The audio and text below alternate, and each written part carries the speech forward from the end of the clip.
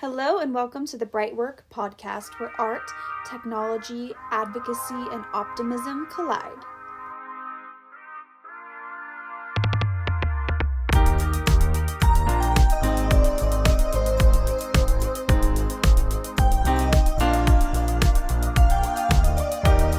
Hi everyone, and welcome to the Bright Work podcast. Today I'm sitting down with a great friend, Whitney Jeanty, and we're going to talk about all things art, creativity, and everything in between. Currently, Whitney works as an outreach ambassador with the Brooklyn Public Library, focused on outreach directed toward immigration services in New York City. She's formerly a technical writer with the CDC, the NFL, and MoMA, among a few others. She is also, in her own time and in her own creativity, a fantasy writer, an avid reader, and she's working on her first book, so we'll talk about that. And she's just an all-around fashionista, visual artist, and world traveler. We met while we were working in Toulouse together, and I'm really excited to get to chat with her. How are you today, Whitney? I'm doing well. I'm very happy to join your podcast. You know, I've listened to the few other episodes you've done, and I've loved them, and I've been waiting for my turn. So I'm very excited. Today is a happy Sunday, so I'm doing well. How are you? Yay, good. All right, it's your time to shine. I'm excited. Okay, so we'll start off just with a little insight into what kind of work that you do with the Brooklyn Public Library right now. And if you want to touch on some of your former work that you really enjoyed, that's great too. And then I'm curious, while you do this work, how do you maintain a sense of like creative flow for yourself? Mm-hmm. Okay, so I can predate first just with my past work because the Brooklyn Library work is a little bit different. So previously I was mostly technical writing. Technical writing was actually a surprise career track for me. It happened right after we came back from Toulouse, and I was looking for a job, could not find a job, and I actually got hired at this restaurant first before I even got into the technical writing realm. And then I got hired with Lockheed, actually. Oh, I didn't know that. Yeah, so that was actually my first technical writing role. Okay. I didn't stay long in there, maybe about 7 months, and did not exactly know what technical writing encompassed. I did research. Nobody had any accurate, description of it, so I didn't know what I was coming into when I started at Lockheed. But when I started, it wasn't exactly what I expected. There was very little writing. It was more so coding language, which I was not. Oh, interesting. I was familiar with, so it wasn't new to me. But it was XML coding language, and that's how they used it to make digital documents. And so I was just editing the coding within there. And at that job, literal technical writing. Yes, literal technical writing.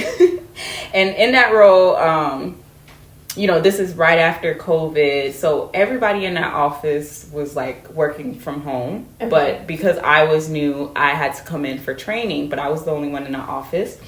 That job was about like 2 hours away from me. That's dramatic. It was an hour and a half away from me. Like driving. Add in traffic. Right. And then my shifts were 10 hours a day. Oh my God. And so I would have to get up at 5 a.m, go to Marietta, Georgia, and then come back home. It'd be like 8 o'clock at night by the time I got home. And based off the description of that job, there was no creativity. There was no way for me to even dig in there to put my creativity. Or time left over for it. Exactly. And so that job was draining. So my first introduction to technical writing was actually poo-poo. I did not like it. I hated it. I was like, I don't want to do this ever again. Okay. So right after Lockheed, I got hired to CDC. That role was also technical writing, but they called it more of a health specialist writing. Okay. And even when I started the role, they didn't even know how to tell me what my job description was. There wasn't exactly a specific responsibilities that I had to do. And as I later, got into this work, I realized, yes, part of it was mostly administrative because I was under a epidemiologist. I was working for an epidemiologist, helping her just promote it's a health tech.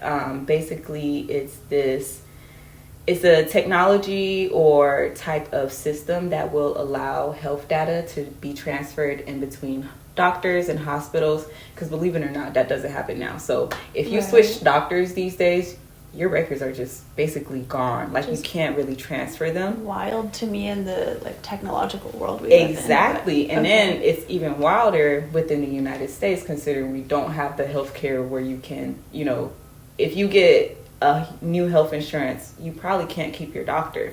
So then you need to transfer your data, but we don't have anything like that. And so I actually enjoyed my work at CDC for that, because it was for that purpose of just, helping within a health systems type of situation.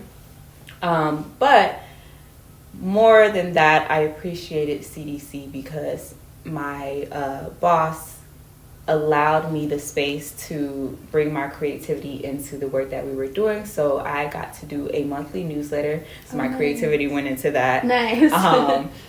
And I also, was tasked with creating emails, correspondences, and stuff like that. I always did some type of creativity in that. And just little things like that. I was creating many documentation. And although the verbiage was technical and scientific, I found freedom in being creative with the design of it, the formatting of it, or maybe just the style of writing. In my work with CDC with the promotion, in order to promote it, I had to send this information out to people who knew nothing about this. They had no background in health tech, they had no background in science, they knew nothing. So I had to make it, palatable for them. And that is my favorite thing about writing in general, is just, making something for a specific audience, and my creativity will come out depending on that audience. Whoever that audience is who I work for. So yeah, CDC, worked there for 3 years. After CDC, I moved to New York. So maybe I kind of want more money living in New York. And so I got a second job, which was the job at MoMA. MoMA was a whole new world because of the environment. Before I was working in spaces of health, spaces of engineering. This is a space of art. I love art, and I especially do love modern art. And that's a major player museum. Definitely. Both in New York, but in the world. Definitely, yes. So I knew more so what to expect in my role within MoMA. I was working with the IT crew. It was a very lax environment. They didn't even know what I was doing. They brought me in for a reason, but they were more technical people. And with my job as a writer, I have to know how to meet everyone. So I find myself being more technical if I need to be. So I can mash with them, but most of the times, people can't mash with me because I have to be a master of everything, and that's the best way I could say. So I find myself being isolated a lot in the work that I've been doing so far. With my writing within these companies, I'm usually the only writer that does that's doing what I'm doing. Yeah. And so I'm often by myself. And so that's how it was at MoMA, but it felt more so like that because I really was the only person who was triaging all types of documentation. And so and what you were writing for MoMA and CDC, for CDC you were working with the epidemiologist, so it was going to different health services as who you were communicating with. Who was your writing going to and being seen by in MoMA? So with MoMA, it was actually the staff of MoMA. Okay, so it was internal. It was internal. Okay. Yep. And so it was creating basically SOPs, policies and things. What's an SOP? Standard operating procedure. Okay. So just how do you do your work, stuff like that. Interesting. Yeah. So you're writing the guides. And the guides and everything like that. And that, when you think of the general sense of technical writing, that's what it is. Yeah. Creating stuff like that. And so I found myself doing that, but also because, once again, the lax environment, or, they just did not care enough, and they allowed me space to just do whatever with what I was making for them. And I took that to my advantage. So I actually got to create a website for them where I hosted all their documents, FAQ page, all that stuff. I have had experience with creating websites before, so it was fun to do. And they gave me freedom with how I designed their documents. They didn't really have a style guide at MoMA, so I took advantage of that. It's surprising to me. Yeah, no, they did not. They had a design team. Yeah. But the departments all did their own separate type of designing. Gotcha. And the IT people didn't care. So it was like I came into because it's internal. It's less, exactly, not public facing. Oh, exactly, that's really cool. Yeah. So you really kind of got to like dip your toes in a lot of things. Definitely. Mm-hmm. And I think MoMA was my awakening in terms of the environment I would like to be in if I were to stay in if I were to work for someone else. Mm-hmm. What kind of environment I would be in, because we were up in the offices above the museum, mm-hmm. but I would have so much time to just go and wander around the different floors looking at the different art. And every time I would take a little break, it'd be like maybe a 10-minute break, 15-minute break to walk around and just look at the exhibits.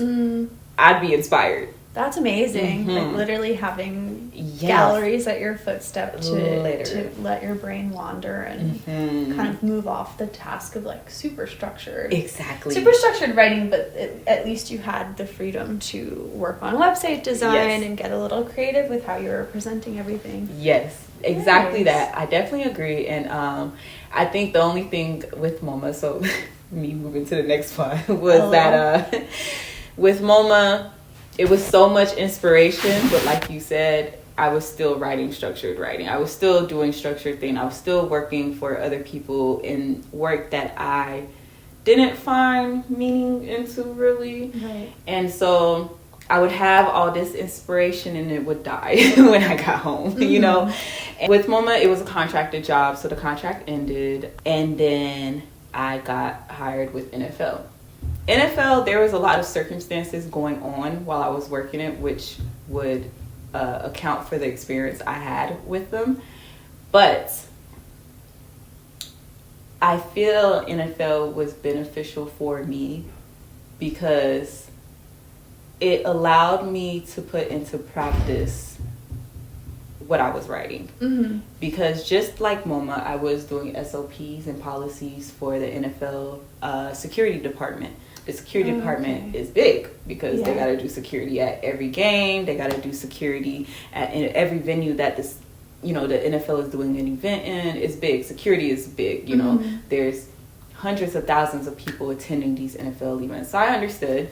But putting it into practice was me actually knowing, what do these stadiums look like? What is the process for people coming into these stadiums and leaving the stadiums? Mm-hmm. What is the process for people going to bathrooms during certain times? What's the process for drinking and stuff like that? Just everything that would account for safety. I would have to think of all that as I'm creating everything. Right. But for me, my work is heavily based on having a subject matter expert.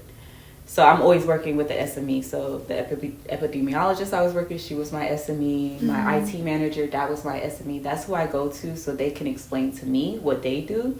And then I translate it into verbiage that whoever the audience is can, interpret. And so I had to do that for NFL. So I was talking to many different stadium owners about their stadiums and things like that. I would talk to different departments within NFL about their processes and that.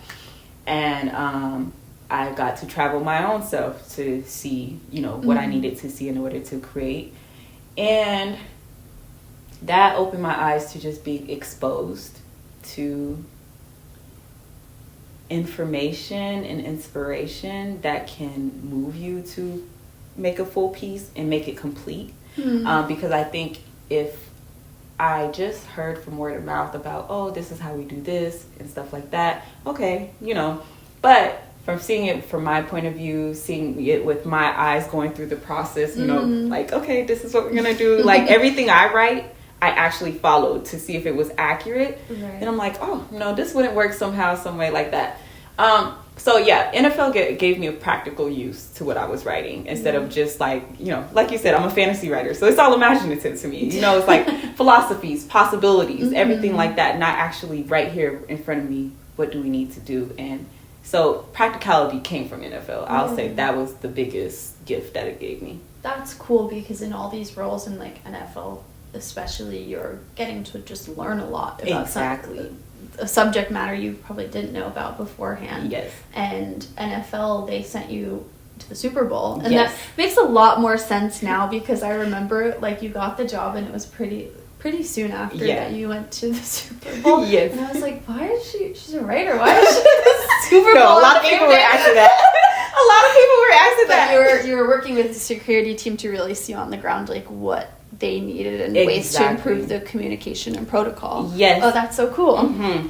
And also, I can't believe I forgot that because at NFL, my job title was actually 2 parts. So it was technical writer, but it was also operations coordinator. Oh, okay. So the technical writing was during the off season. Like I would just write all the things they needed to write so that they could be prepared for the game seasons, and for the Super Bowl.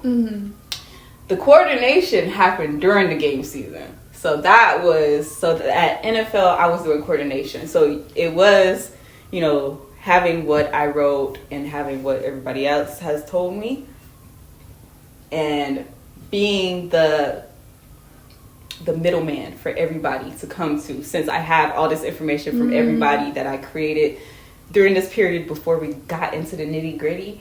Now I have all this information and everybody has to come to me. So that was a lot of, NFL was so much work. It was me sending out documents to everybody who needed it. You know, like if a guard was supposed to be at this post, I would have to send them that specific, you know, document at that post. Gotcha. I also, this is actually crazy for me. I got to be in the NFL control room. Whoa. That was like, wow, because on game day. This was the most recent Super Bowl, which was Super Bowl. 2024? 2024 Super Bowl. Yep, I got to be in a control room. And where was that one again?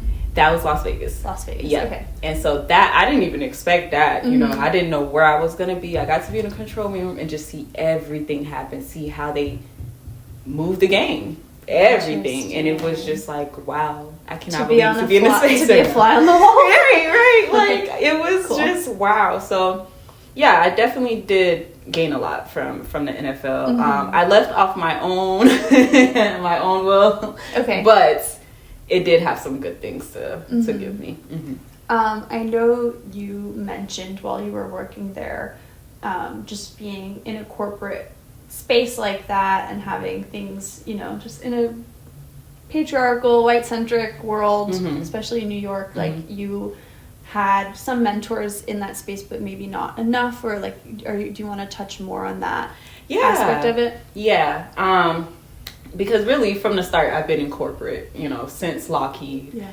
I think with the pandemic happening right before we all got our feet into the big girl, big boy world, I think it shifted things. I don't know. I don't know how it was before we got into it, but I think things shifted. So it didn't seem that bad, you know, at first with Lockheed, because Lockheed, there was no one in the office. No one to talk to. No one to, you know, enforce their corporate viewpoints on me, you know. CDC, that was fully remote. Never had to go in the office. So even then, you know, yes, I had to sit through these corporate sounding meetings and hear these corporate words, and I found myself saying those even in my daily life, and I'm like, but it was still like, okay, let's circle back. Right? Stuff like that. Let's circle back. But it was like, okay, you know, I could still keep my distance because I'm not in an office. MoMA, like I said, lax environment. I was in a museum, you know. It was NFL. Was NFL. That really was like, oh, this is corporate. Okay. And I think what you were describing is exactly what made it not a fun place for me. Having a boss who was a male white boss, and you know, there just wasn't an understanding between us. Okay. And I did have those mentors, like CDC, the epidemiologist I'm talking about, she was a black woman. She was the first black woman I've ever worked with, you know, on that level. Okay. And so she's taught me so much, and I still remain in contact with her to this day, which I appreciate so much. And so she's taught me a lot based on what she's went through herself with the CDC and stuff like that. So, you know, people warn you. Even your black parents will warn you as well. And they'll tell you, like, this is what you should expect when you're going out into this world and working these kind of jobs. So, you know, I had all these warnings in my mind. But it's like when you're put into the field, whoa, it's a completely different thing to actually apply all the warnings. Okay. And so, you know, to live it out. Right. So I have these warnings about, you know, don't let this person, you know, do this to you. You know, be strong, stand up for yourself. This is your work. You be proud of your work and stuff like that. So all of this would go through my head, but it didn't seem to be clicking. And so no matter how much I hype myself up with the messages that I've been hearing from, you know, these wonderful people in my life who are speaking these beautiful words into me, could not feel it. I was stressed. I was anxious. Every second of the day, I was waiting for a message from my boss, like expecting negativity, because he always came with negativity. That, or it was just like this false sense of like, oh, you're doing amazing. He was patronizing. That's what it was. Okay. It was patronizing. Did not like that. He was narcissistic, you know, it was just a lot. Now, Dana, you know me, you know I'm very confident. And I'm very confident. One thing I'm very confident in is my work. He took that confidence from me. Every document that I made, I would hate it. I would be like, oh, this is bad. This isn't good. I can't turn this into him and stuff. I've never questioned my work like that before. And it just got to that point where I just was not confident in myself and anything around me. I just didn't know anymore.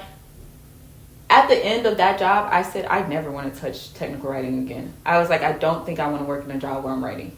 And writing is my core. So sad. For me to say that, I don't know, you know? So that's how it ended. But it definitely was a very difficult environment for me because there was no support in terms of just anything. And it's funny, actually. While I was in the process of about to quit, you know, I'm telling my other coworkers who I meshed well with, I'm like, hey, I'm leaving because this dude, I can't deal with him. And they were like, why would you allow him to, you know, have you quit? You know, why would you let him get into you? But the way they were saying it was toxic. Really? As in stay, because we all stayed. No matter what he did to us, we stayed. You should stay too. And so I was like, am I weak for not fighting through this? Because that's the corporate world. You have to fight through all these things that they're doing to you because that makes you strong and tough. And this is how you get promoted. You just take whatever you get. I'm not like that. But I was questioning if I should be like strength. That's strength. You know? Just look around and be like, this environment doesn't appreciate me or just isn't conducive to me, like feeling good about myself or feeling energized, like time to go. Exactly. That's how I felt about, I was previously a property manager, and that was like actually the most toxic job I ever worked.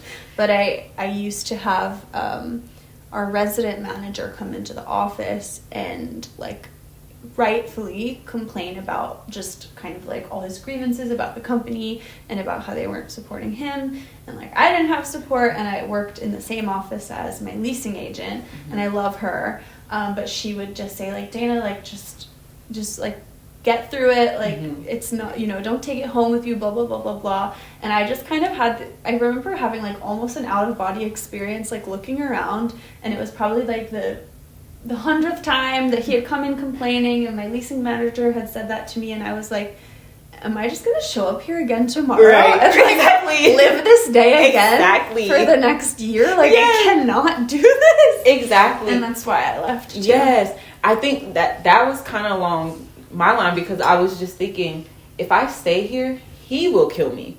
Like, he will kill me, like in the sense that I won't be able to stand up for on my own at all in any instance outside of this job. You will ruin me, and I don't want that. I don't want you to be what ruined me. And so that's why I had to okay. If somebody's gonna ruin me, it's gonna let it be myself. Let me ruin myself, not a white man. That's other funny. than that,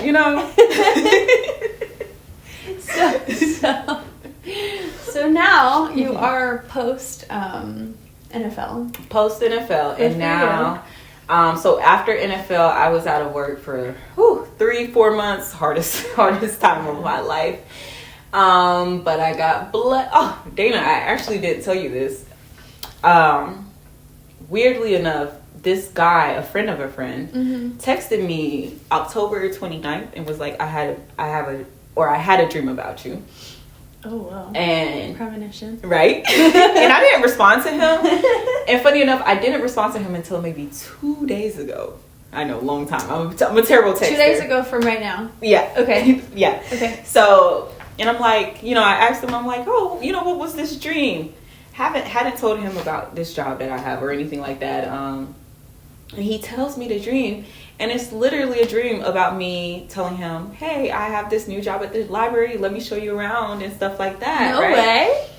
He sent that text to me October 29th. I got an interview for the library the next day. Whoa. Like, I checked the dates and everything because I'm like, that's weird. That seems like that was around the time I got this job. And he didn't have anything to do with, like, the connection to that job. No, he didn't know anything. He didn't even know I lost my job. Oh, wow. Or that I quit my job. Yeah, he didn't know I quit my job or anything. I just got chills. Right? Life is freaky like that. So I got the library job. Cool. Working at the Brooklyn Public Library. And it's a outreach ambassador. I did not really know what that entailed.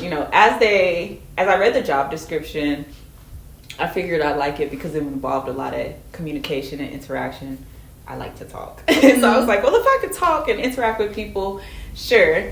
But as I got the job, or when I went through the interviews and they were describing what the department did and, who they supported and things like that, I was like, oh, I definitely want to do that.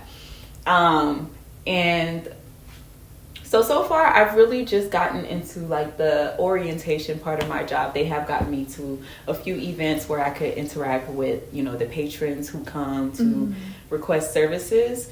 And so I've been to a few of them, and the patrons are so sweet. They're all so nice. They just want to find services and referrals and things like that.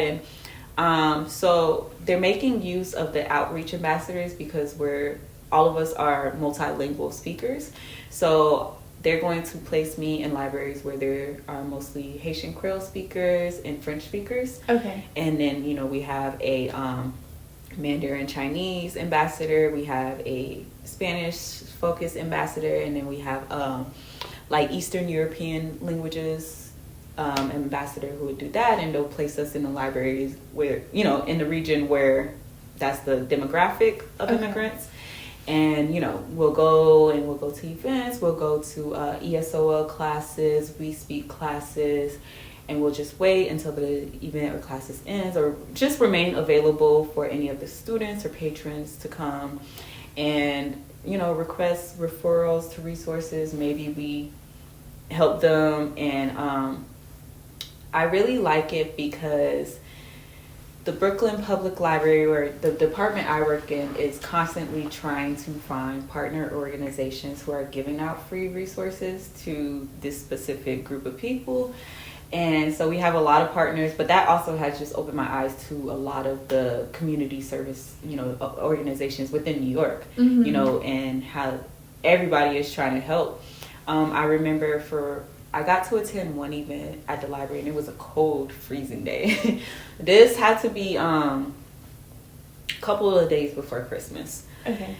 Cold, freezing day. My coworker wanted me to hand out flyers outside. I'm like, okay, it was flyers for an event that was happening currently, and we just wanted a better turnout, so we were heading outside. But as I'm handing it outside, I see this truck on the right side of me, and it's an organization that is basically giving out toys to the school kids. Like, school was out at that moment. Oh, nice. So parents were with their kids, like, in front of the truck, and they're just giving out toys and reading stories to the kids and stuff like that. And I was like, nice. Oh, I love that, That's something about New York that I really love, and like, I'm sure it exists everywhere, but I feel like the generosity and willingness to like show up and actually help and serve your neighbor is so like apparent, and it's everywhere. Yes, and it's definitely really nice to see. I agree. And then to your point as well, I just think community in itself is so important,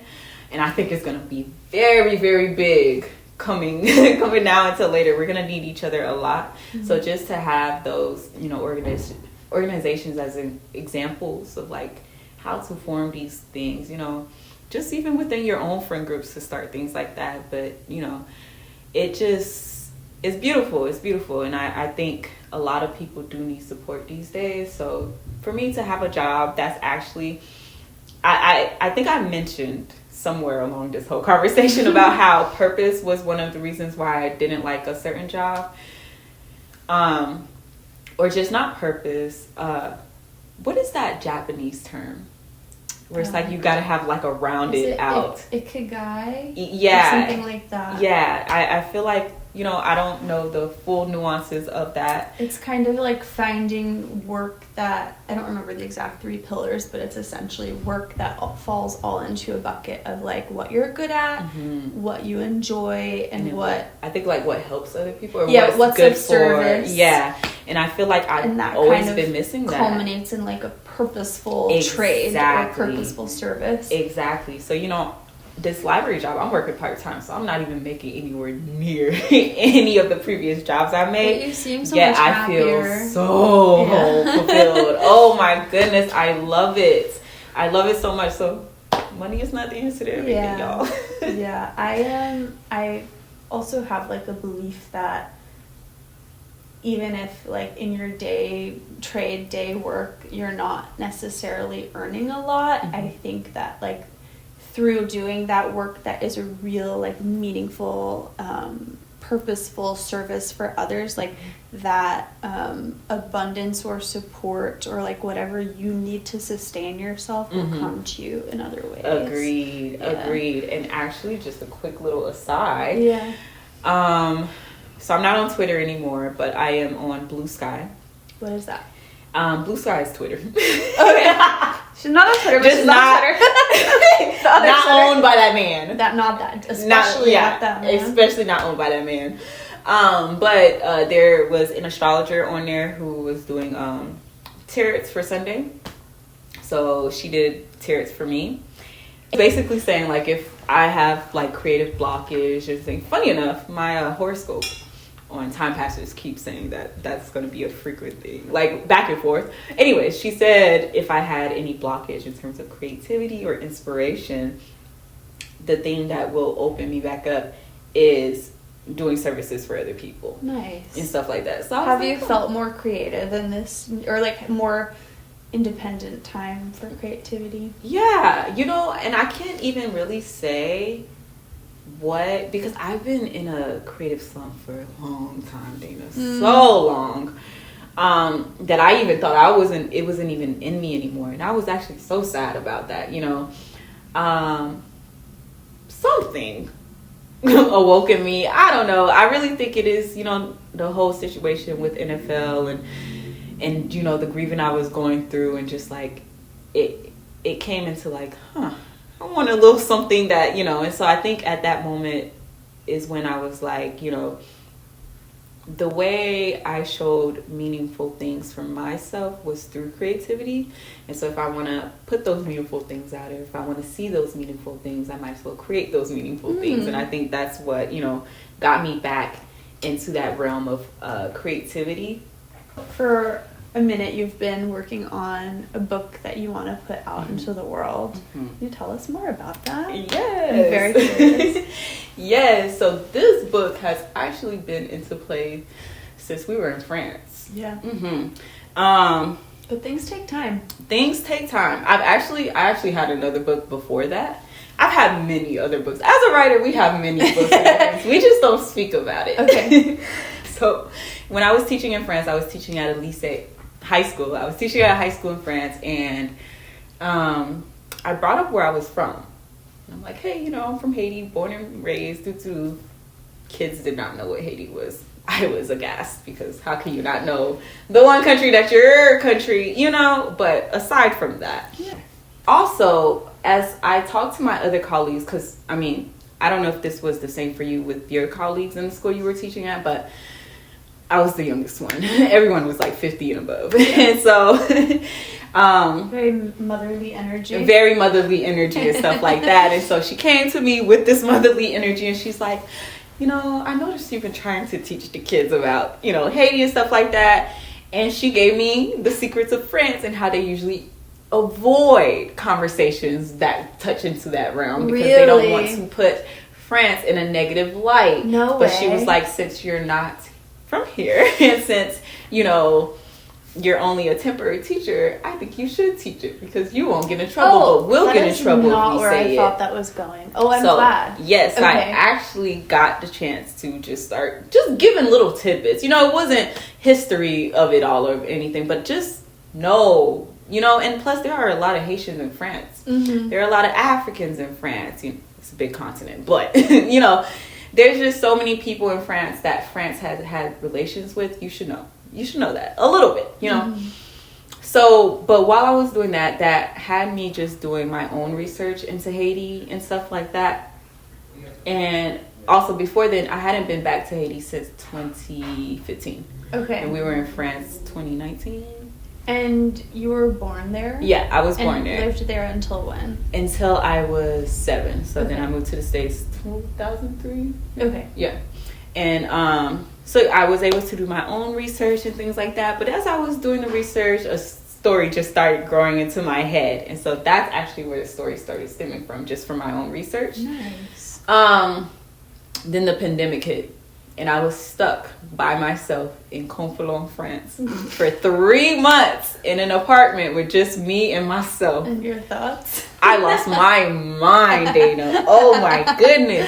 But in losing your mind, your imagination grows. And with that imagination, losing your mind, you can get another one. You get a story. That's funny. And so I lost my mind, but I got a story. Great. And so the story developed.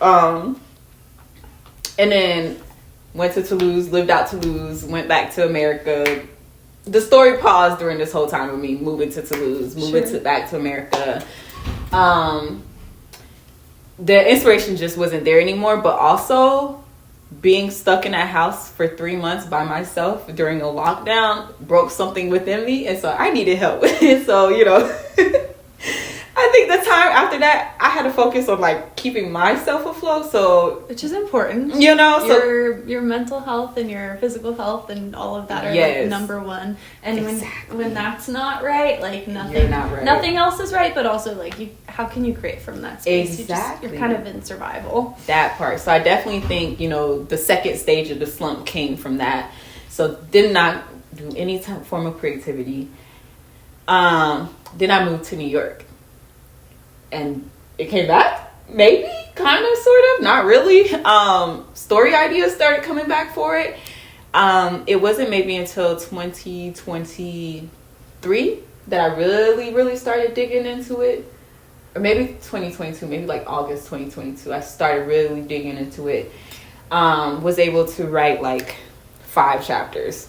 That's a feat for me. That's a feat for any author. I can't imagine sitting down and writing 5 chapters of anything. Let me tell you, that's amazing. And then considering my writing process, because I'm a big brainstorm and organize everything that I just brainstorm. And when I organize, you know how creatives often waste their time doing something that they don't really need to do. That's me organizing my thoughts. Okay. I didn't need to do that, but I spent the majority of my time doing that. I'm giving this long-winded version of it only because I want to come up to this point where I'm at this story, because it has shifted again. Okay. And it shifted, I don't want to say the loss of my siblings shifted it. I think the grieving process plus my values change after having that terrible job with that terrible boss. I don't think my worldview really changed. I think it went back to what I saw the world as innocent little Whitney. There's just so much that shifted within the year of 2023 to 2024 that it just changed the whole thing. The message of the story that I'm building is still, the same, but It was supposed to be a fantasy story based in Haiti. Okay. Initially, about two twins. And it was based on the voodoo beliefs of twins in the Haitian community and the powers that they have. They're believed to have like exceptional power and just stuff like that. It's very interesting research if you want to dig into it. And so that's where I got the idea. But now it's completely shifted. I do love fantasy, but sci-fi has always been my first heart. Okay. I just have not really dug into sci-fi so long. I feel really like that's like sci-fi is just a twist on fantasy, like with more literally tech, it's fantasy with stars. Fantasy with stars and spaceships. Interstellar literally space, and we've got literally. Okay. And so it started turning into that, but I also think it's because I'm got more into the astrology, which because I was not a big astrology person until Talia. Okay. I met Talia, yeah. and even then Talia was really big into it, but for the first 2 years I'm like, what's your sign? Sagittarius. You're Sag. Do you know your rising? A Libra. Do you know your moon? What is my moon? Taurus. Oh wow. Yes. We're so different. Okay, so I know Pisces. I'm Pisces, Sun, Gemini rising. Scorpio moon.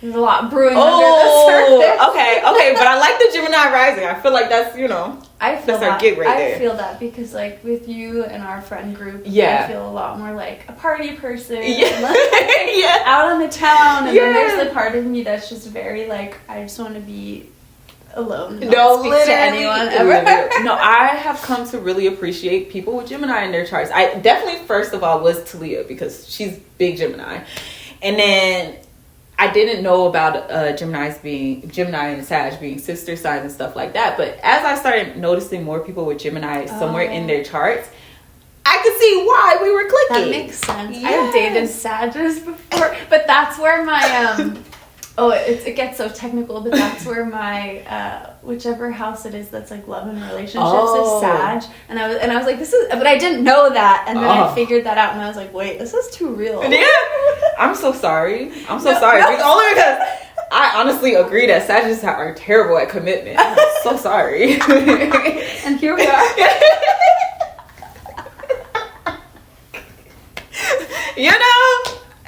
Shout out Sagittarius, you're so much fun, but you gotta commit. We gotta get better at it. We're working on it. That's the world traveler. Yes, definitely. The wanderer. Yes. The philosopher.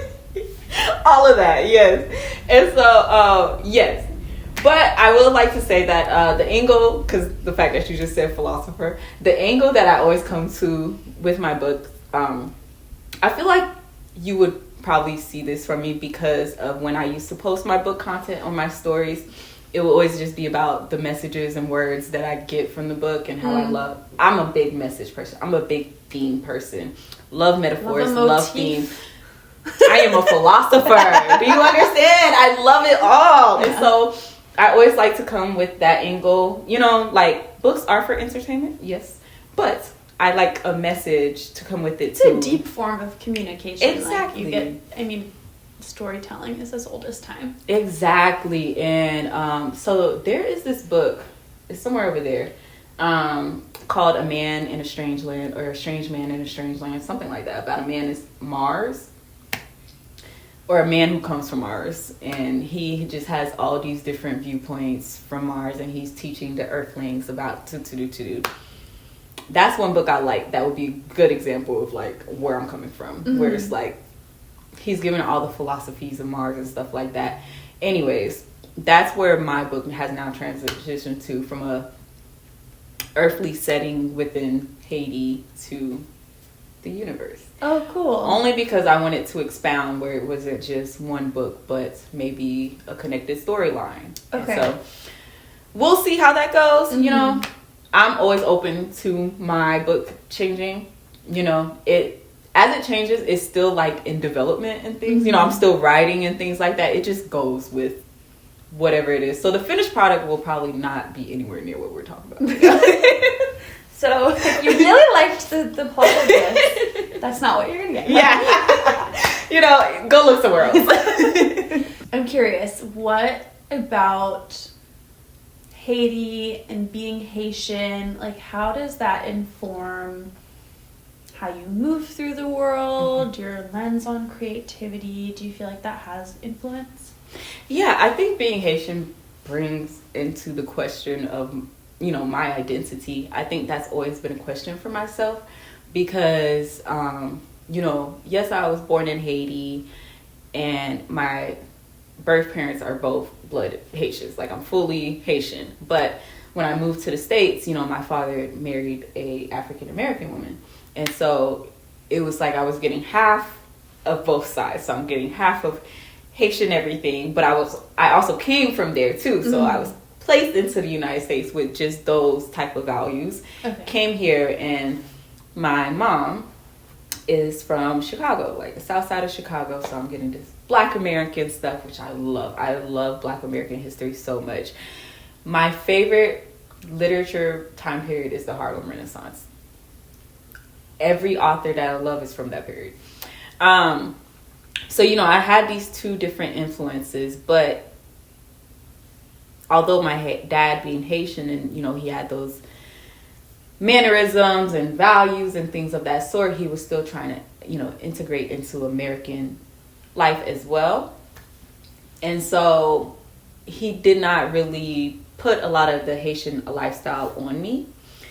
So I found myself just being, you know, predominantly on the American side of things, you know, certain little things, food, you know, conversations and stuff like that. Okay, Haitian Creole and stuff like that. But when it came to just daily life, other things, interacting with people, all American.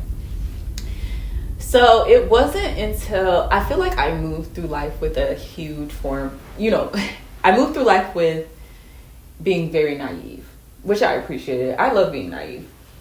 And but it went away when I was in high school because it just I think it went away in middle school. And let's not say it went away. It started dwindling in middle school because middle school, I feel like kids are psychos in middle school, but that's when bullying really is something.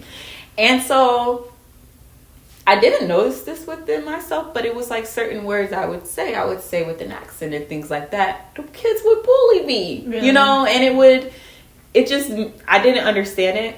I didn't face that kind of stuff in Haiti because I did go to school in Haiti too, but I didn't face that stuff. So I didn't really understand, you know, all of that. But it kind of brought me from, oh, the world is a beautiful place to, oh, some people are kind of rough. But from that bullying, it actually didn't push me away. It pushed me towards more of like, who am I then? For you guys to actually be, you know, getting into me like that. Let me figure out who I am. And so from then to high school and up, I really was like, I really want to know more about just Haiti. So it started off small, you know, listening to music. I mean, my dad was playing Haitian music all the time, so I had the foundation and stuff like that. It was just doing my own stuff. And then I took a trip to Haiti with my family, in 2015. And that trip was an awakening for me, for sure. Not as big as the awakening that I just had with my past trip to Haiti, but it was a thing because I hadn't been since I was 7, and at that time I was 18. Okay. So I had not seen it in it's a long time. And so I feel like that visit was really like I was a visitor. You know, everything was just like, whoa, this is a whole different world to me. But I had deja vu stepping into Haiti because it was the same feeling I had coming into America. The same type of, it's hard to describe, but it's an emotion of like, this is a place my spirit has never been in before. That's how it was for America. In Haiti, it was like, my spirit has been here, but it is confused. Like, it does not understand anything that's going on here. And I did not understand anything that was going on there. But that lack of understanding pushed me even further because I was like, I can't not know where I'm from. I got really deeper into it, and then that's when I was like, well, let me learn French. And that is an interesting, the angle I'm about to, describe with you is a very interesting angle to go to, because it was very European centric. Because why was I trying to learn French? Right. When I could have learned Haitian Creole. But in my head, I was like, oh, this is how I get in touch with my culture, because they learn it in school, so this is what I gotta know, right? And it was just little things like that. And then I went to France, and I was like, these French people are nothing like the people from my place. They won't even talk about Haiti. And then I would listen to French music and understand it, but I would play my Haitian music. They wouldn't understand that. And I'm just like, now, French and Creole are not the same at all. It's roots are a bit sure, but still, But it was just little stuff like that. And I was like, oh, this is not, I had to really be like, this is the place that colonized my home. If I really want to know my home, I need to know my home. But Haiti has always been a place of oral histories, not really written. I don't even think it had an official writing system until the 1920s, 1940s maybe. Oh wow. It was always oral. Okay. And I have a special place in my heart for oral histories. I love oral histories. And so, there's not a lot of text and stuff, and and just with the state of Haiti, there's just not a lot of information, and I'm a reader, and so I couldn't get it through there. And probably the information you can get is skewed or not accurate or whitewashed or exactly. It would be washed. People who went for missionary things to Haiti or stuff like that, but so I don't think I've ever done that much research in my life, but that has to be the most amount of research I've ever done just to dig into what is Haiti, I got that information now. Definitely got it. There's a lot of scholars, within the States who are Haitian who just studied here and who created their own type of, documents and stuff like that, their own archive of Haitian history. And I love that. And all of that, in finding my identity, I've come to the conclusion that I'm neither. I'm just Whitney. I do feel like, of course, there are attributes of everything that are, within me. But I think more so than a place influencing me is the people that influence me. Even when I was in high school, I was fully Caribbean in high school, but most of my friends were Caribbean. I was only, no. I had another Haitian friend, but I had Jamaican friends and just from all the islands, right? Mm-hmm. I just felt like an island girl during that time. It was just that. So I feel like that is what makes me me. Haiti is a huge part because I do feel like bloodline is important. Ancestral things are important. But I don't want to put myself in a box of Haiti. I'm just in a box of Whitney. And even that expands, Yeah. I love that. That's a beautiful way to put it. Yeah. We don't need to put each other and ourselves in a box. Right. If it's been especially done to you for your whole life, what's my identity? Where do I fit? Exactly. Am I American? Am I Haitian Creole? Mm-hmm. I think that just furthers the confusion, yeah. The fracturing that exactly colonizing creates. Because I also think, along with just those boxes, each box comes with a whole bunch of stipulations for you to fit within them. And if you don't fit within them, then you start getting confused, So it would be like this stuff where, with Haitians, I'd be like, oh, but I don't know this and this about it, so I'm not a true Haitian, Or if I come on the side of American, it's like, I wasn't born here. I don't really have the history of American slavery within me, so am I really... that. So it's stuff like that where it's just there's a lot of stuff that I don't want to put my foot into if I didn't touch that, because that's an experience between you and your blood, but I think that's why sympathy and empathy are two important terms, because although that is not my bloodline's experience, there was still slavery in Haiti. So I still had that same experience, just in a different place. You know what I mean? So I definitely think that it changed me to step outside of trying to frame me in a box, which also helped my creativity a lot too, because I think I put my creativity in a box, in terms of like the type of writing I like to do, in terms of like, you know, the subject matter I could touch. That was a big part, as well. But it opened my eyes to just being like, you know, yes, you are Whitney, but Whitney is ever changing. Whitney is never going to be the same Whitney she was yesterday. You know, it's difference to it. Haiti is never going to be the same Haiti. Haiti changes every day. America changes every 4 years. Mm-hmm. You know, so it's always, everything is always changing. And so these stipulations for these boxes are always changing. So the boxes are always changing. You know what I mean? So it's just really, I'm being inspired by everything, but more so I'm being inspired by people. I think at the end of the day, that's really the conclusion I come to for myself, is that I'm a big people person. I'm inspired by people for my writing. I'm inspired by people for my art. I'm inspired by people for conversation. Because I like to call myself more of a storyteller than a writer, because I think I just like to tell stories from every type of form of medium that I can touch and that I can master. And I think with storytelling is my favorite form of bringing a message out. And so that's why I like hearing other people's stories. And I like what they learn from their stories. I like the philosophies of people's lives and things like that. And I pull from that.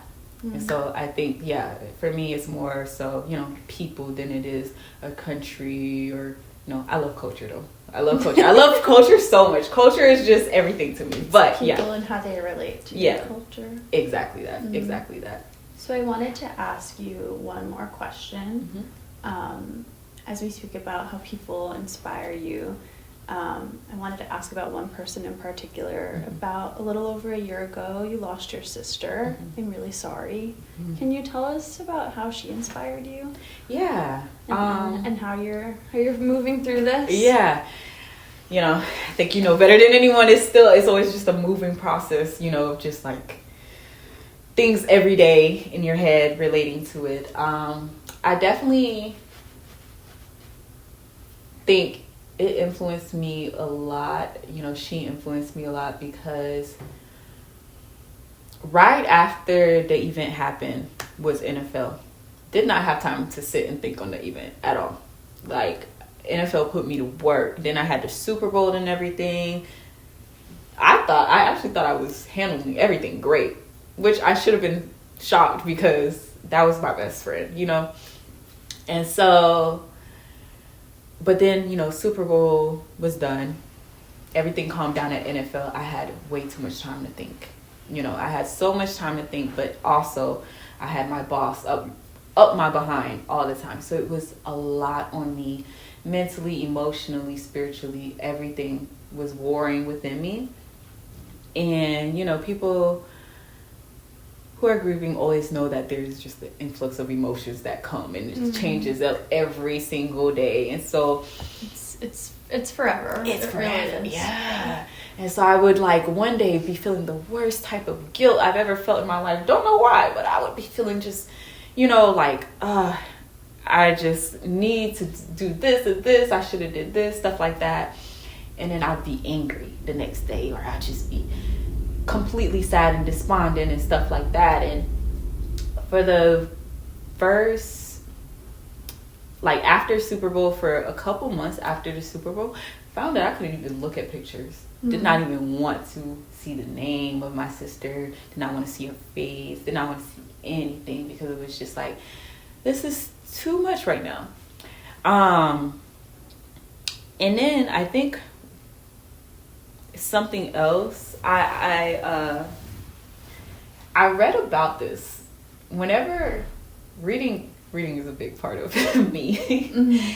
And for me to understand myself, I tend to read. And so when I couldn't understand why I was going through these different emotions, I mean, I understood why, you know, we know what happened, but it's just like, but when you're living it, it's like you want nothing but to like not be feeling it. Exactly. And so you also feel like you need to figure out why you're feeling it. And it's just, yeah. I was just looking for answers. And so I was reading this article about grief, and just like, how different people handle grief and stuff like that. And one of the things was basically how, you know, some people will put this person on kind of like a high pedestal, and you know, change their life to like, I'm gonna live my life for them.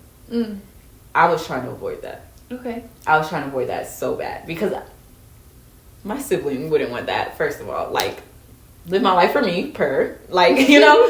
But I also didn't want to. We don't know what happens after death. You know, nobody knows. When I don't know anything, I don't like to do anything now to mess it up. So, if you say, let's say my sibling is out in the ether, you know, just being, you know, I was just like, I don't want to chain their memory in a way that will keep them within this plane of existence. If what they're supposed to do is move on to another plane of existence in some form. And to me, holding on to my sibling by putting them in a high pedestal where everything I'm doing is for them, I'm putting responsibility on them. And that's not their responsibility for me to continue living my life. But that's how I felt at that moment. I was like, I don't know how to continue my life right now because you're not there, you know? And so I think that was a big thing for me. Then too, you know, still further on, I read the article before all of this, but it was just like all of this was coming into my head, and I was just literally experiencing every bit that the article was saying. So, you know, it came from like, okay, well, I don't want to continue with the idea that I'm living for my sibling, you know, emotions every day, back and forth, back and forth, back and forth. The stuff with my boss is really what did it. Because, like I said, he was pushing me so much to where I just had no handle on anything I was going through personally. I had no handle on it. I was off the rails. I've never felt insane in my life until that. I've never felt insane before, but I actually was like, I don't think I'm okay, like at all.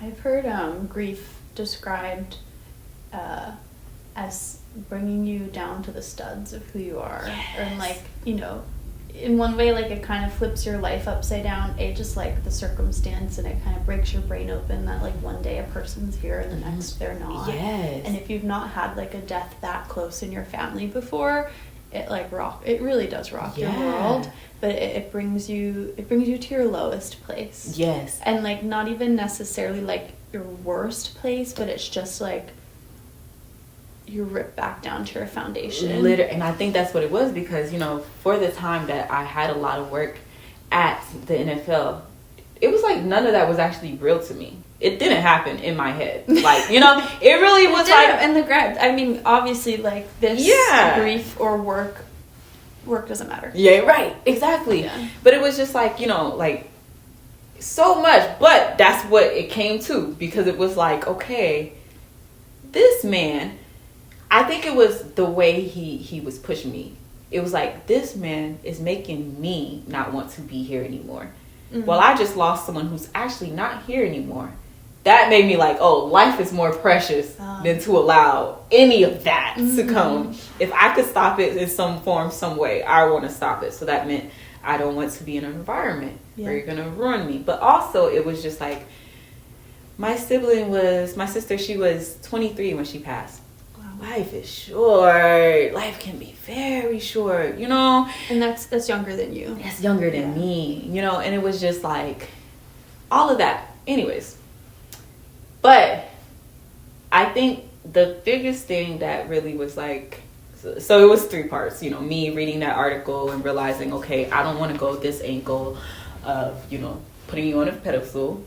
Then my boss being an asshole. I was like, okay, well, I don't want to be in an environment where I'm not enjoying life, especially if life can be taken from you in any moment. And the third thing was just me having the time after I quit my job. It was hard at first, because it was like, okay, I'm stressed now because I don't have any money. I don't know what I'm going to do, all that stuff. But as I let all that go and just was like, okay, Whitney, you did this for a reason. You needed to sit down and actually feel what you're feeling. You need to know where you're at right now mentally.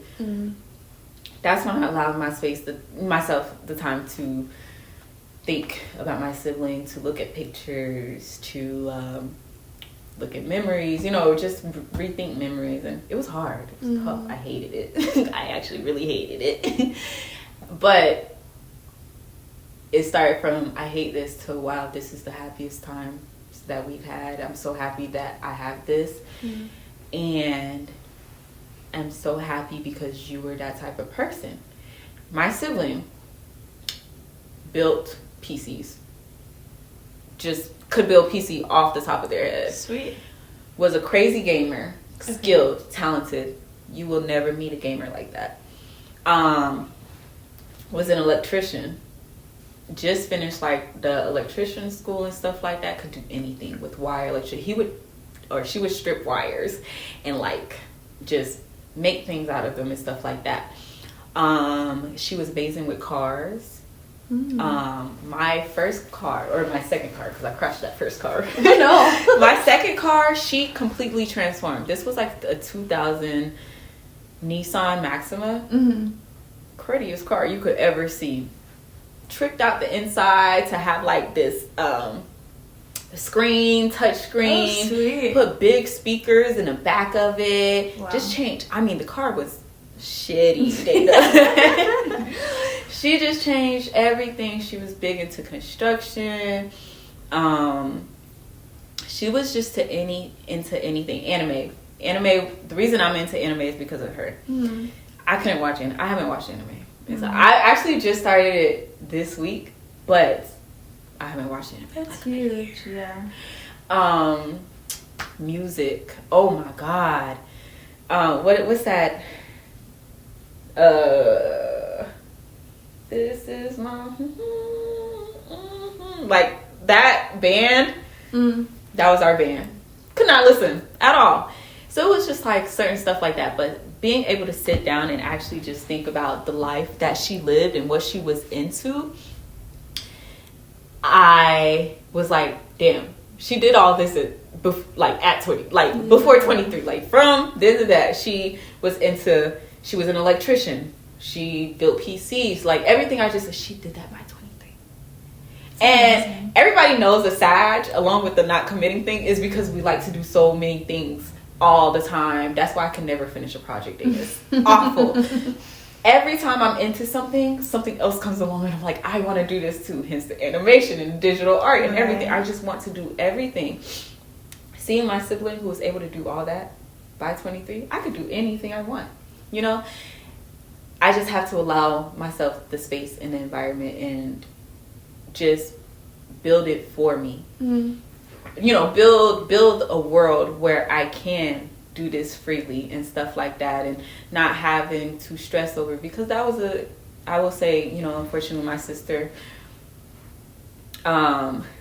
she wanted more. She was planning to get her computer science degree and stuff like that and all that, and I'm getting my master's, and stuff like that. So I think that was the inspiration for me, that, she just did so much. She was such an amazing human being. So smart.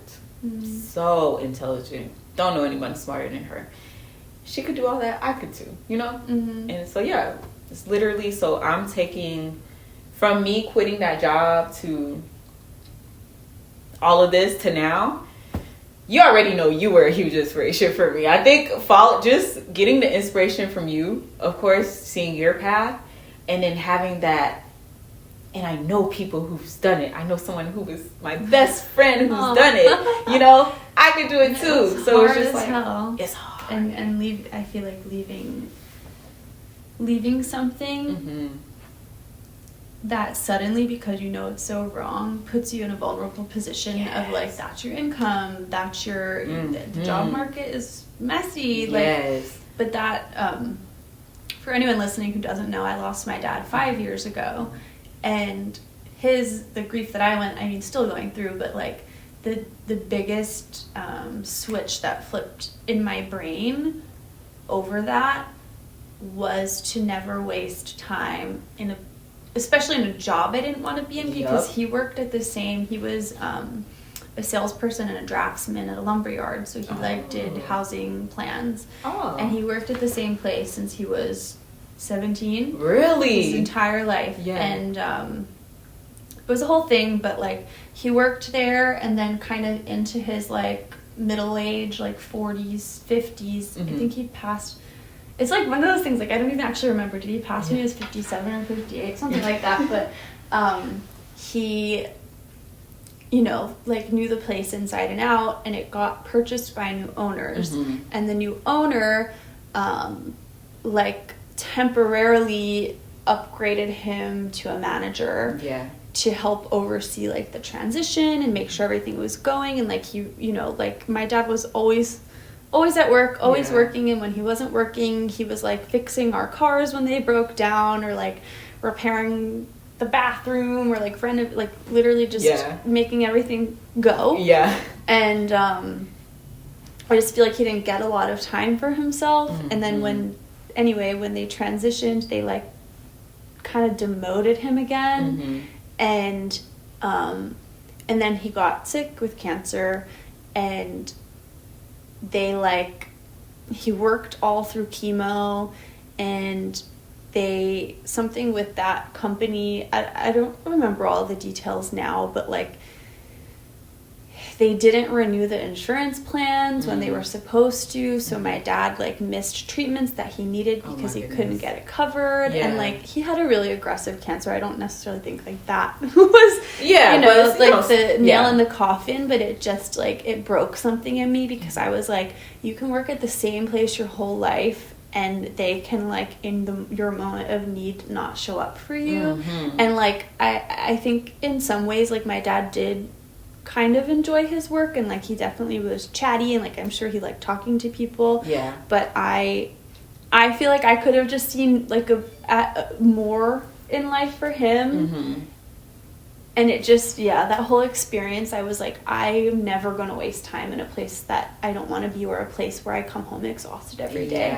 Because I could be in my worst moments, and I don't know that they're going to show up for me. Yeah. Or at least if I was going to pick a job where I wanted to be in a career, make sure that those people are solid. Make sure, use my intuition. Don't just follow a paycheck or what people want from me. I really need to know. Yes.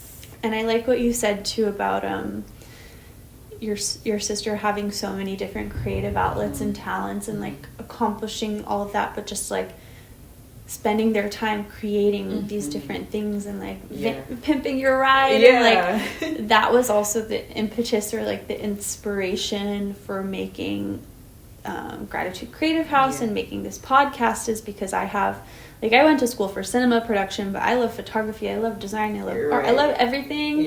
And I literally only picked that degree program because the original degree program before I specialized was film, photo, and visual art. Oh, so you had all of it. Yes, so I was my literal thought process was, okay, film sets have designers and fashion people and camera people and writers, and it has literally every creative person. Yeah. So I was that's the environment I want to be in. And then I got out of college, and my dad died. He had cancer and then died right when I got out of college. So it kind of, that grief really effed up my career trajectory, and I just felt so behind, and I felt so what do I do? And grief is weird too, because it'll get you playing those mind games of well, it's my fault I didn't go right into a job out of college, when it's wait a second, I just lost my dad. I need a minute. Oh man, I kept guilt tripping myself for not finishing assignments at NFL. I was it's my fault that I did this. It was my fault. But yes, I could not, for life of me, just 3 months ago, girl. And isn't it easy to? It's almost easy to forget, and forget in a way of not giving yourself grace for when you can't do the things you could have done before this. Yes, and I think it's also to a thought you sent to me months ago about how also we are in a culture where they don't know how to handle grief. Because in Haiti, babes, we will march the casket. We will walk miles just given that time to grieve as you're walking the casket, and it's still you're grieving after and stuff like that. America, you got to go back to work. Literally. You know, and I also was thinking about just like in terms of people's words when you've lost someone. Everyone is different. So you want to hear different things when, you know, people are speaking to you about the person you lost. And I've learned that I like just the opportunity to say, like, you know, I hope the happy moments can bring you peace, because that's what I want to focus on, the happy moments. Dang, Dana. Also, grief brain, real thing. Yeah. Like, oh my gosh. What did I start off with? How we don't know how to grieve here. Yes. Yes. But, you know, but here it's like, oh, my condolences, I'm so sorry. And then it just stops there. But it's like, could we go beyond? Maybe go beyond like, oh, well, tell me about your father. Because I loved your story about your father. It's just, you know, I just envisioned him, what you just said about him coming home and building, you know, stuff like that. That's what my dad would do. Just come straight home from work and just, you know, stuff like that. Or just something to, you know, kind of get the process going. You know, I feel like we could have used that support as well and stuff like that. I just don't think it's handled the best here, because it's like, okay, people don't know, right? And then as if it's your thing to sit through by yourself, which I mean at times it is. You have to sit on it by yourself, but community, as we were saying, is a big part of healing in any sense of it. And so yeah, I do think that's a big factor of like why we had it so rough here. You know, I feel like it could have been lighter for us. I agree 100%, and I also don't think until I lost my dad that I even understood that, like, probably any way that I ever comforted someone in grief was probably like doing literally nothing. Yes. Or, like, no, like after it happened, I was like, oh, I want to go back to this person to tell them, like, I'm really sorry. Like, yes, you really don't understand until it's strange. Yeah. And I was raised Roman Catholic, and like my mom was my religion teacher, which I feel like I need to. Was she for real? That. Yeah. Oh, interesting. But I actually, I want to. Yeah. I want to hear that. But I actually don't. I mean, she's like religious enough. I don't think she's like a hardcore religious or anything, or like hardcore stringent Roman Catholic. But like she was my religion teacher, and then I remember going through like a long stretch of my life, probably from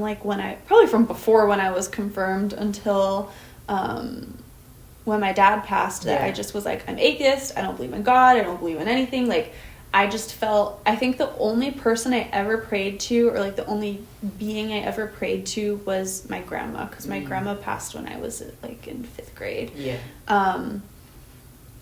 But I just didn't feel like anything was out there. And then when my dad passed, I started having a lot of like just way too crazy to explain or logic or like put an explanation on experiences that I was like, okay, wait, there's something beyond this. And I think that is also what's missing in like the grief process in like, at least in my community, is that understanding that like there is like a soul depth to losing someone. Exactly. There's a soul depth to that grief. That grief isn't just pain. Like that's all the love that you did for that whole lifetime that you don't have a way to express now. Yes. And those waves of grief that hit you after are like all of those moments of like, gosh, like I wish that I could just have like share that love with that person face to face. Yes 310%. Yes. And I like that point that you made, because it just made me think about when I think about like the complexity of humans and things like that, I think about it in terms of like language and the English language. People always say that the English language is very simple in terms of words and things like that. We don't have many options for describing things. I actually think the opposite. I think the English language was made to describe things. Like, I think it's made to create images based on the way you put the words together, based on the the feeling, the tone and stuff like that, I feel like that's what you have to play with it in order for you to get that meaning into it. And so one word that I hate is complex, because it doesn't really give the complexity of complex. You know, I feel like it's better to just give an image of what this complexity is within us. And I just feel like, you know, we'll always say, oh, humans are complex. There's so many nuances and I don't think that's enough. I think it's more than that. Those nuances, you know? Yeah. I think it's more to that. I think the image needs to be painted on each of us, really. But all that to say, with that image, with that complexity, with that nuance of whoever we are, I think that has to come into play too with how we are interacting with each other when it comes to hard times. You know, especially, you know, we're talking about grief in this sense, but, you know, I'm thinking of like further, you know, where we've moved into an administration where nobody is sure of anything. You know, times are tough, everything is expensive, and people are complex and handle it in so many different ways, and tying it all back to community and stuff like that, but just having that critical thinking of realizing that complexity really is just beyond even what we can imagine. So like you said, there's something soul, something deeper when it comes to stuff like that. I think just having that idea or semblance of idea in your mind can make you like easier to help where you think you need to help. And I feel like that's how I try. I always say people are complex. Like, I don't understand anyone as much as I want to say I do, you know. So that's why I try to I think that's really why I appreciate my love for stories, because I don't think even as you're telling me like your story and things like that, I'll never fully get it. Because I'll get it because, you know, maybe we've had parallel experiences and things like that, but you have Dana brain. Yeah. I don't know what Dana's brain is. You know, the brain.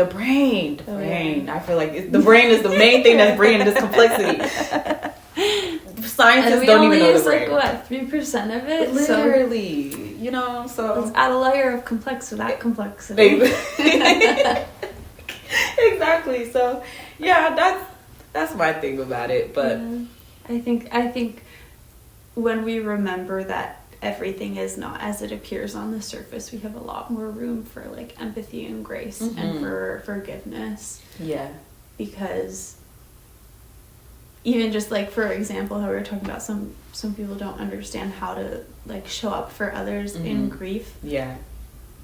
Like, I can forgive those people because I understand they just don't. Exactly. They just don't know the experience. Exactly. And there's, like, literally no way they could show up in the right way if they haven't felt what I'm feeling. Very true. Very true. I did want to go on a quick aside. Just because I found interesting what you were saying about the religion. Did not know that about you. Like, you having that thought of, like, I'm going to be atheist.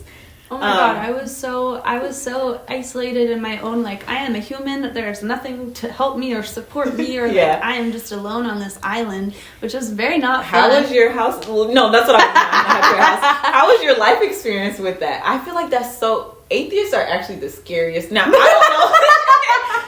I don't know for certain anything beyond us, anything beyond what we could see, know, I just have faith in something. But I have always said that some people need hope in something in order to keep going. What did you have hope in? Probably not a lot. I mean, I had hope in nature.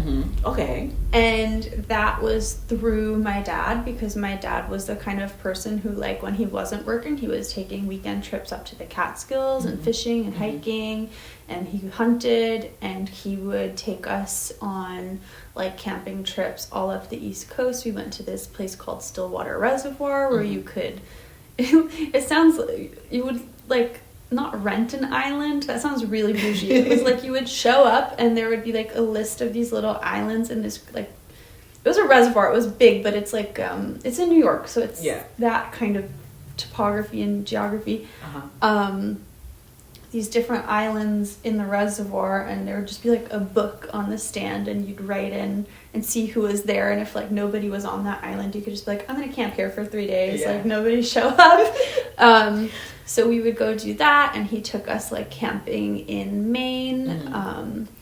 So for me, those moments with my dad where I could see like just the sheer awe of the world we live in, like that for me was probably like what I looked forward to and what I had hope in, and where I like found space to process and all of that. But I just don't think like until that loss happened, I just don't think that I could see any deeper layer. Like I just couldn't.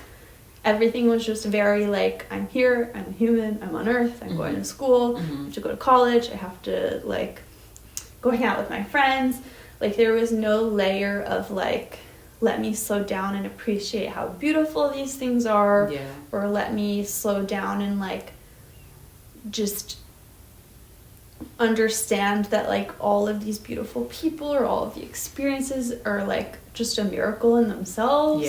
Like I just didn't. And then in hard times, like, I mean, I was a really negative person. I complained all the time. I was not happy. I didn't like myself. So I think like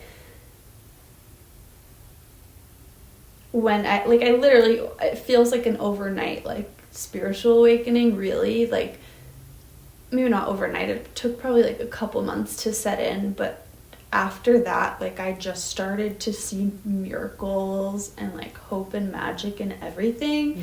And like when we talk about community, and we were talking earlier about like the healthcare system being not wonderful, like when my dad passed, or before he passed, we started a GoFundMe for like medical bills because that stuff racks up. And I think like people in our community, and then people who knew him and who knew like my friends and my brother's friends, like we raised over $30,000 for that. And I remember that being an experience of like, holy crap, like people really do take care of you. Same with my sister's funeral. We could not pay for it, and we did a GoFundMe, and we were shocked. Right. And it covered everything. And it's like that moment for me, I mean, really sad that it comes to that. Like we should just live in a world, in a society where when we experience a loss that deep, like we don't have to worry about the bills, or like worry that the bills are going to bankrupt us. But that kind of opened my eyes to like, wow, there's a lot of support, and like that support that came in, like that is magic. That was a miracle. I agree. Like, and you know, we're seeing that now with unfortunately there's a lot of natural disasters happening. The LA fires are going on as we speak, and like the level of community stepping up, even in like the most horrific moment, is amazing. And it's those structures and webs of community that are going to get us through this. Unfortunately, not our government. 102% agree. Yes, I definitely agree with you, because I always say humans are the most magical beings to me. Like beyond what we don't know and what we can't see, whoever did all this, I think we really are the most magical things. We don't know enough about ourselves. We don't know fully what we can do, but what we can do already is beyond anything to me. They're so powerful. Just little things. Like they'll say little things, how they're like, oh, a mother gets all this strength when they see their child is in trouble. Dana, how? Like, I always wonder that, because I'm like, I'm lifting things, but I have had an instance where like, we really going on tangent. I want to say this is gonna be very interesting. But like, I remember this one time, family friend had her youngest daughter, maybe like 1 year old, and I'm, throwing this girl up, having fun with her, and I slide. There's something that makes my foot slide, so I wouldn't have been able to catch her. Oh my God. In that moment, I don't know what switched in my brain. I don't know what kind of movement I did, Dana. I caught that girl. Their ninja turned on. I caught her, landed her perfectly, so she was safe. Now I hurt my back or something, but I did it. But it made me think about the mother situation, because I'm like, where did this, quick thinking, this strength, this reflex come to do all this stuff? But I think humans are literally magical in that sense. We just are in societies that don't allow us to, full exploration. I feel like if we were all exploring with a community mindset, maybe we would be more in progress than we are. Right. So, I think we feel so like isolated and alone. And when you're isolated and alone and you're already not feeling great, then you just tend to like focus on the negativity and focus on your flaws and focus on what's not right. Yep. And it's community that reflects back to like your power and your light and just how important and magical you are. Exactly. Yeah. And something I appreciate about astrology is that your Neptune and another planet that's like generational. I often like to read just like the aspects and stuff of that, because this is something me and Talia notice all the time, right? Yeah. Me and Talia, Shout out Talia. I feel like it's you, Tanner, and Talia, where I'm always having these philosophical conversations, right? But me and Talia are always bringing up how she and I will have these conversations, and maybe like a week later, we'll get on social media and everybody's having this conversation. Oh my gosh. And I'm just like, there's something magical in this and nobody is saying it, but there is. And it's just like, also, I don't know if you notice, like when you're hanging around someone a lot, whether a best friend, something, your brains are kind of in tune. And it's not in a way where it's just like, oh, we're saying the same thing. No, it's actually... Me and Talia, we have the same. There's a thing called mirror neurons where. Writing that down. I need to do research now. I hope I can do this justice. It's a real thing. Mirror neurons where you mimic what you see. Yeah. And I mean, it's like way below conscious. Like it just happens. You mimic what you see, and you mimic like the behaviors and the aspirations and the experiences of the people you're around, because I don't actually know why, but I don't want to claim to know why, but I feel like I really think I don't know why either, just for the podcast. Because we're magic. We're magic. But yes. And I also, oh my gosh, not to tell Vast's business, because I'm not going to say what his future plans are. But crazy enough, before he told me his future plans, why was I doing research on those plans? Me and Matt don't have the same goals in life, but I already have. But for some reason in my mind, I was like, let me look at this and just explore. And I spent like a week delving into like all of this. He comes to me the next week. He didn't tell me anything. Had no thoughts about it. Told me exactly what you've been looking into. That's so crazy. Yeah. But it happens to me so often with people who are like within of that synchronicity. Exactly. We're magic, Dana. I don't know. 100%. We're magic. I feel like that's a great note to leave it on, that we are magic. We are magic. We can do anything. And we need to be more empowered and loud about that. Literally. I agree. If you'd like to keep up with Whitney and her work, you can find all of that information down in the show notes. And if you'd like to keep up with a community of creative innovators, entrepreneurs, and people just disrupting and pushing boundaries on what it means to be a creative in this day and age, you should follow along at Gratitude Creative House on Instagram. Thanks, and see you soon. Mwah!